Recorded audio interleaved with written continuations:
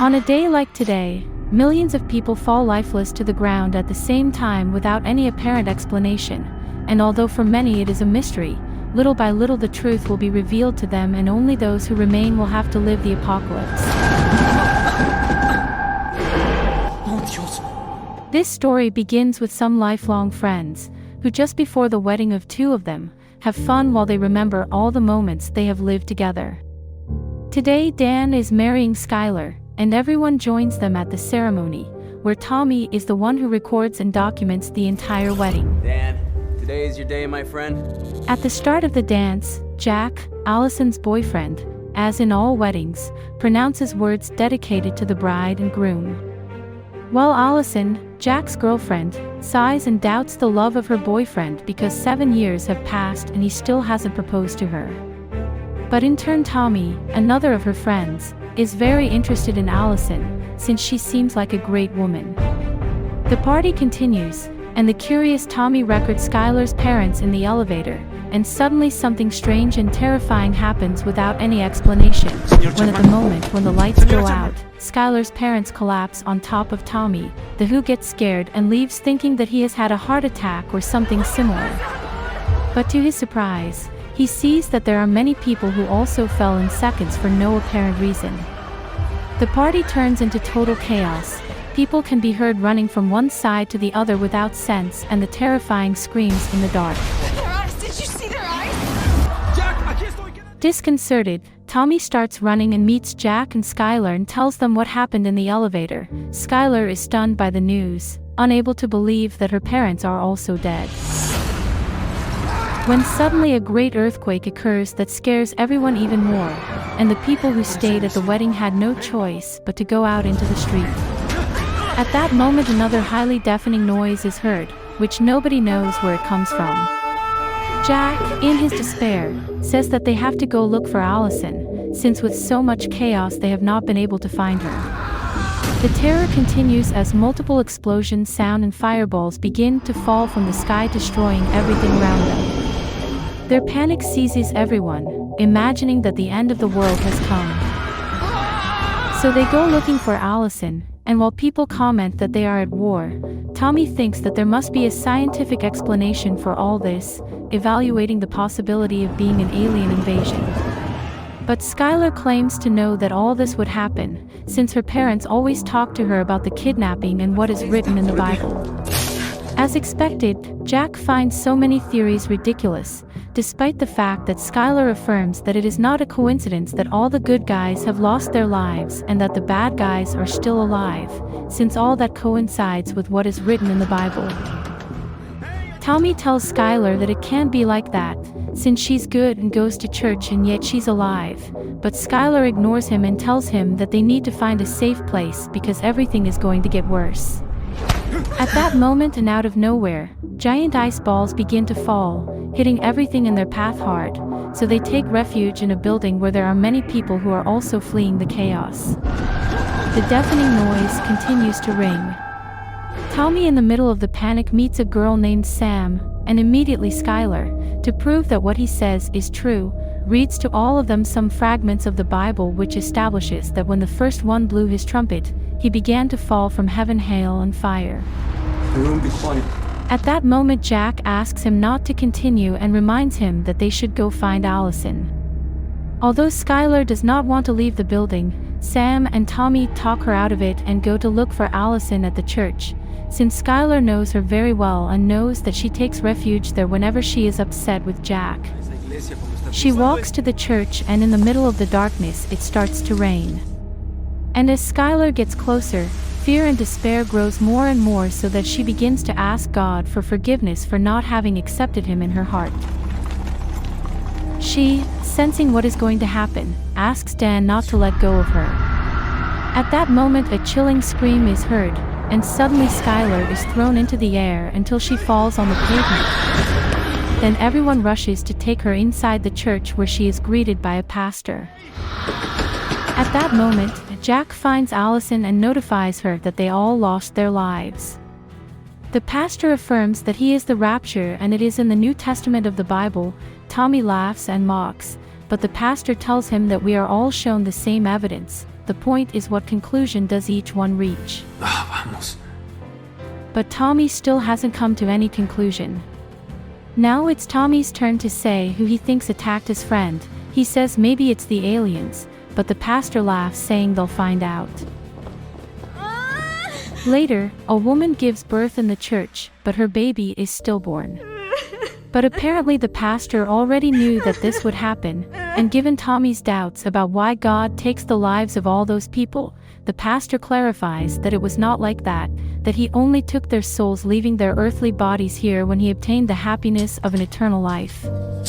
The pastor tells that he was with his family when the first trumpet sounded. He was paralyzed and understood everything, and the only thing he thought about was coming to church. Tommy, puzzled, does not understand why he did not also take the pastor, for which he explains that having a church and a position does not make faith real, and that his fault is not having had a true relationship with God, and it was only convenience. Then Tommy lets himself be recorded by Sam, and in the video he confesses that he is completely in love with Allison and all he wants is for her to be happy. Me enamoré de ti. On the other hand, in the news they publish the photos and the impressive events that are happening worldwide, in which the causes in which they lost their lives massively, the majority of whom were children, are unknown. The newscast believes it is due to a virus. Back at the church, Tommy doesn't understand why Sam is still there with them, since he seems like a nice person. ¿Por qué estás aquí? Se ve que eres buena. Well, yes, he is, but like Tommy, she's not one of those who go to church. The regrets continue. This time it is Jack who does it for having treated Allison badly, and he asks her for forgiveness on his knees while he tells her that he loves her and that he wants to marry her. But at that moment, Tommy intentionally interrupts, saying that he saw something on the recording. Guys, you gotta see this. The pastor approaches her and tells them that it is in the book of Revelation 9, which deals with the fifth angel when he blew the trumpet and the abyss opened, the sun darkened and the locusts spread in the air. The angel's hair is like that of women, and his teeth like lions. The buzz of his wings is like horses running into battle. He also has two stinging tails like those of scorpions to torment men. Jack is also shocked to see the video, since the fallen angel wants to torture and destroy and none can kill him. All this is the beginning of something terrible that is coming, and everything will get worse. Then Tommy, along with Dan and Jack, risk going out in the midst of the chaos to look for some medicines that are in a nurse's vehicle. Once there, they listen to the radio about the number of people who continue to lose their lives. Terrified, they continue the search, when suddenly something falls from the sky and crushes the roof of the vehicle, and they immediately run terrified towards the church. Minutes later, Tommy continues filming and begins to bother Allison and Jack about the love they have for each other. This bothers Jack a lot, and when he takes the camera from him, he tells him that he is the one who has to confess something, since Tommy spends all day with Allison. Jack continues to goad Tommy until he confesses and yells that he loves Allison. At that moment, an enraged Jack says that he already knew as he jumped on him, but Allison separates them in time. Then the pastor explains to Tommy that the rapture is over, and now all that remains is the confidence of the path to God and the gift of eternal life from Him, and that he must make a decision because there is still time. The pastor has realized that his life is a fraud, and promises for the first time that he will act as a true pastor, and addressing all those who remain in the church, he asks Jesus for forgiveness for being a farce and for manipulating his words without knowing him, and ends by saying that this is the miracle he needed to open his eyes to the truth, so he takes responsibility for everyone there. Meanwhile, the pastor continues to say that the path will bring pain and suffering, but eternal life is at the end of that path, and that he will now be able to guide them to share that journey. Suddenly noises sound like something that wants to enter the church. Fear seizes everyone present when the lights go out and they run to the basement. At that moment the screams of the nurse are heard, while they beat her and drag her along the soil. Already in the basement, the enraged demons try to open the door. As the pastor knows that they are coming for him, he begins to ask for forgiveness, and is immediately dragged away. while everyone listens to his cries of pain. The next day, they find the pastor lying in the church in a Bible in ashes. They all go out to take Skylar to a hospital as her injuries have worsened, and on the way they see the devastation in the streets, helicopters, and crashed cars. They only see destruction where they walk. Everything is chaos. When they arrive at the hospital, there is no one, no nurses, no doctors, so Jack and Tommy go looking for help while a badly injured Skylar begins to die and apologizes to Dan for everything, and reveals that he had never really believed, but now she understood. And seeing a very bright and beautiful light, Skylar leaves this world in the arms of Dan, who, very affected, leaves furious, and Rebel tells Allison that she is angry with God for allowing all this. Allison asks Sam to record her while she confesses that now she understands everything, that she was very wrong in life believing that she was spiritual, but in reality she did not understand anything, and now there is not much time left in this world and she must make a decision.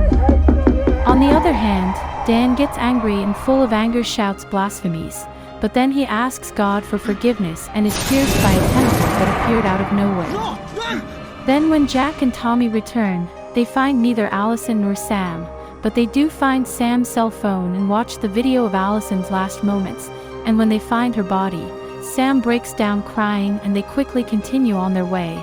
They leave the hospital and they arrive at an army camp. Necesito mostrarles algo. Later, when they are alone, Sam shows Jack and Tommy the message Allison recorded before she died, where she explains that she had found true faith, and that they had to choose between saving themselves by believing in God or continuing to live selfishly until the last days of the apocalypse, since we don't have much time left to decide. We don't have much time left on this. Then Jack approaches a chaplain, and immediately runs after him and finds him leaving to be baptized and accept Christ, and at that moment before Tommy's astonished look he is brutally cut in two, while a roar is heard in the sky with lightning bolts. Everything indicates that there is little time left and both Sam and Tommy know it, so without thinking twice Sam accepts Christ, and asks Tommy what he is going to choose. At that moment thousands of demons fall from the sky and Tommy is trapped by one of them. This is the summary of a Christian movie called The Remaining. Click here so you don't miss the next story.